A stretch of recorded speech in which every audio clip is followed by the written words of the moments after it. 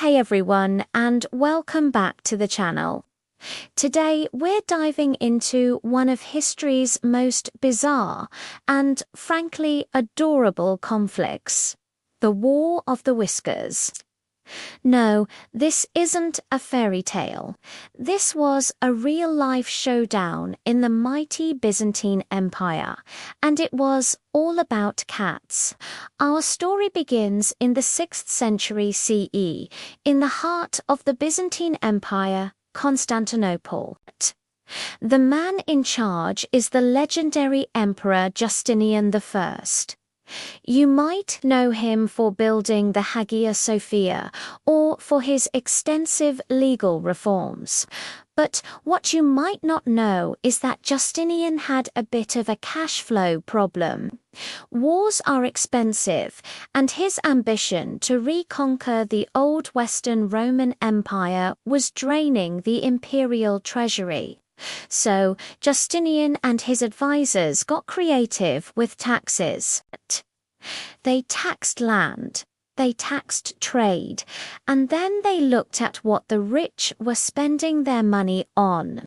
And what did the wealthy elites of Constantinople love more than anything?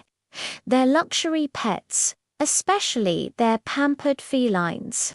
Cats, often imported from Egypt, were a status symbol, the ultimate accessory for any respectable aristocratic household. But in a move that probably seemed brilliant at the time, Justinian introduced a new luxury pet tax, targeting the cats and dogs of the nobility.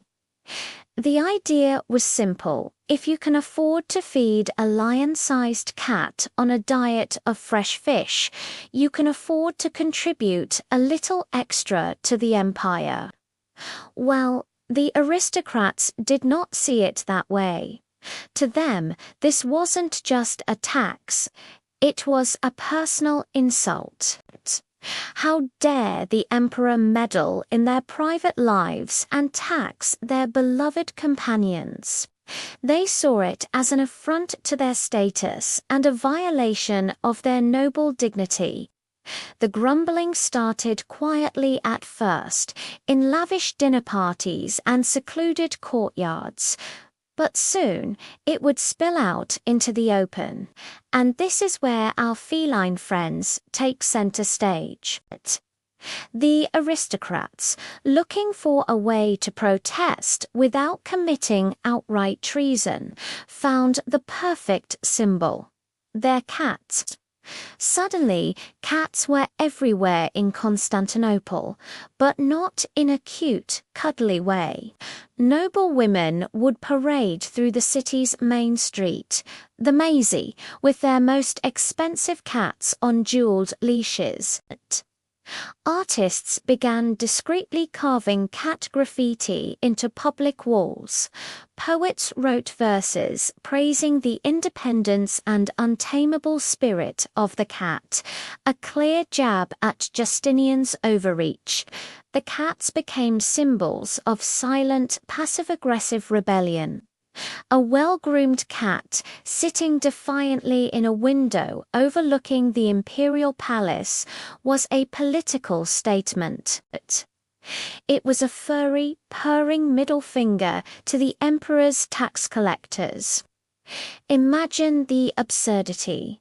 Imperial guards trying to keep a straight face as a procession of the city's richest citizens and their cats marched past, a silent, whiskered protest against government policy. This period, later chronicled by Byzantine writers, was dubbed the War of the Whiskers. So, how did this strange conflict end? Did Justinian give in to the feline-fueled pressure? No, the end came from a far more terrifying source. In 541 CE, a devastating plague swept through Constantinople, the Plague of Justinian. It was one of the deadliest pandemics in history, decimating the city's population. People were dying by the thousands, and suddenly arguing about a cat tax seemed incredibly trivial. The city was plunged into chaos and grief. The plague wiped out a huge portion of the population, including many of the aristocrats who had led the protest and their tax collectors. In the face of such a catastrophic loss of life, the cat tax was quietly forgotten, rendered unenforceable and irrelevant by the sheer scale of the tragedy. The War of the Whiskers wasn't won or lost. It just faded away in the shadow of a much greater disaster. And so the cats of Constantinople were free from taxation, not by rebellion, but by tragedy. It's a strange, almost forgotten footnote in history that shows how even the most powerful rulers can be challenged by the most unexpected things in this case. A bunch of stubborn nobles and their even more stubborn cats. It reminds us that sometimes the biggest political statements come in the quietest, furriest packages. What do you think? It's a wild story, right? Let me know in the comments below.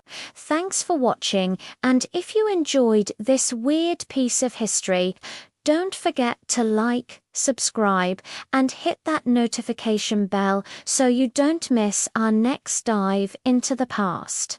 See you next time.